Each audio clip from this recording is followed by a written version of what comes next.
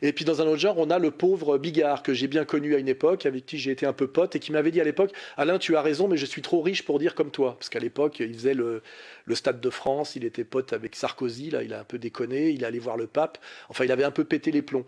Mais c'est un brave type, c'est un ancien prof de gym, qui fait de la blague potache populaire, très populaire, qui, je rappelle, a été ruiné d'ailleurs par ses producteurs de la communauté, surtout quand il a contesté la version officielle du 11 septembre. Donc tu as eu des velléités d'insoumission. Dites-moi, je m'adresse à la France entière.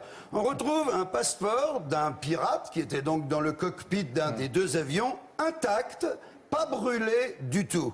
Est-ce que ça vous semble troublant?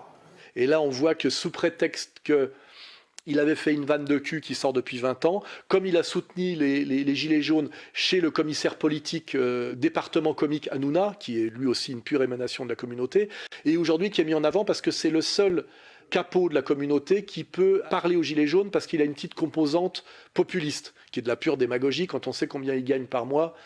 Son niveau d'absence de talent et de vulgarité. Et c'est pas parce que vous n'êtes pas exposé au chômage, ce n'est pas parce que les hommes politiques ne sont pas exposés au chômage qu'on peut dire que... Vous faites quoi, vous? Moi, je ne gagne pas 250 millions d'euros en 5 ans pour faire cette émission. Je ne gagne pas 250 millions d'euros en 5 ans, espèce d'abruti. Vous êtes fini avec Bolloré. Espèce d'abruti, je ne gagne pas 250 millions d'euros. C'est pour produire des émissions. Allez, sors du plateau, tu dis des conneries. Non, mais t'es un abruti. Il se trouve que Bigard, sa nature reprenant le dessus, avait fait une déclaration d'amour aux Gilets jaunes chez le commissaire politique omnipotent et omniprésent Hanouna, et qu'il avait craché un peu à la gueule d'un autre membre de la communauté, Berléand, je crois. On voit qu'il y a 90% des Français qui soutiennent les Gilets jaunes, et puis 2 semaines après, il n'y en a plus 80, puis 70. Moi, depuis le début, ils me font chier, les Gilets jaunes. Si les Gilets jaunes n'ont pas conscience qu'il y a des gens qui travaillent, que ça coûte de l'argent, que... Il démarre sa phrase en disant, ils ne se rendent pas compte qu'il y a des gens qui travaillent, mais les Gilets jaunes, ils travaillent. Hein. C'est pas des clochards, c'est pas des demandeurs d'emploi, c'est pas des mecs qui veulent du fric, c'est des mecs qui bossent, putain, de leur mère.